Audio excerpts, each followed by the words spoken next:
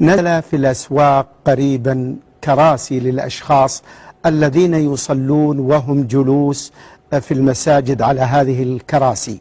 ميزة الكرسي يا شيخ صالح بأنه وضع فيه مكان للسجود، بحيث المصلي يضع جبهته على موضع السجود في هذا الكرسي. هل تجوز الصلاة فيه؟ وهل يجوز أن نوزع مثل هذه الكراسي في المساجد كصدقة جارية؟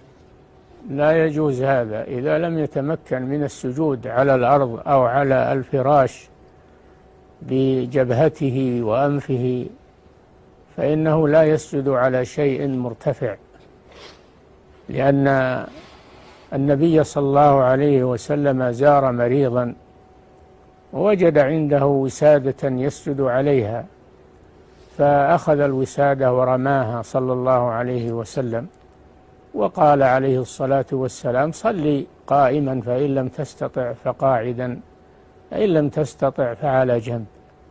فيومئ بالركوع والسجود. يومئ بالركوع يعني يركع إذا كان يقدر على الركوع وهو واقف، يقرأ الفاتحة وهو واقف أو يقف مع الإمام. ثم إذا جاء السجود وهو لا يستطيع أن يثني رجليه يجلس على الكرسي لا بأس، ولكن لا يجعل شيئا مرتفعا يسجد عليه كما ذكرت السائلة في هذه الكراسي، بل يومئ بالسجود برأسه ويخفضه، ويكفي هذا والحمد لله. والدين دين يسر ولا تكلف فيه، فهذه الكراسي لا تجوز الصلاة عليها بهذه الصفة، ولا يجوز بيعها واستيرادها. نعم. جزاكم الله خير الشيخ صالح. الشيخ